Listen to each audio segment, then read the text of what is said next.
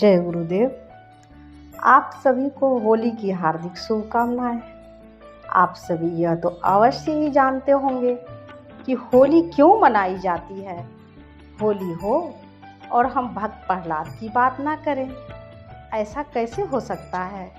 तो आइए आज हम आपको उस कथा को सुनाते हैं कि हिरण्यकशिपु जैसे राक्षस के घर भगवान नारायण के इतने बड़े भक्त प्रहलाद का जन्म कैसे हुआ।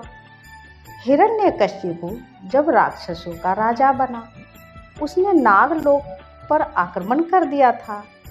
अपनी प्रजा को हिरण्यकशिपु के आतंक से बचाने के लिए लाचार नागराज ने अपनी पुत्री क्याधु का विवाह उसके साथ कर दिया।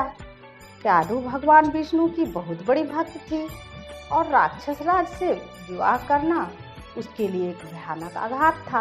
विवाह के पश्चात शुक्राचार्य ने क्याधु को पुत्र प्राप्ति का आशीर्वाद दिया था, परंतु उन्हें पता नहीं था कि उनका यही आशीर्वाद एक दिन हिरण्यकशिपु की मृत्यु का कारण बनेगा। जब हिरण्यकशिपु को पता चला कि क्याधु विष्णु भक्त है, वह बहुत क्रोधित हुआ। गुरु शुक्राचार्य के परामर्श से कुछ समय बाद हिरण्यकशिपु अमरता का वरदान प्राप्त करने के लिए मंदराचल पर्वत पर तपस्या करने चला गया। इस समय क्याधु गर्भवती थी। हिरण्यकशिपु की अनुपस्थिति में देवताओं ने राक्षसों पर आक्रमण कर दिया था।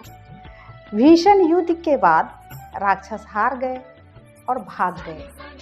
जीत के नशे में देवराज इंद्र ने देवी क्याधु को बंदी बना लिया और स्वर्ग लोक ले जाने लगे, परंतु रास्ते में देव ऋषि नारद ने इंद्र को क्याधु को मुक्त करने के लिए मनाया और फिर वे देवी क्याधु को ऋषि मधुचंदा के आश्रम ले गए।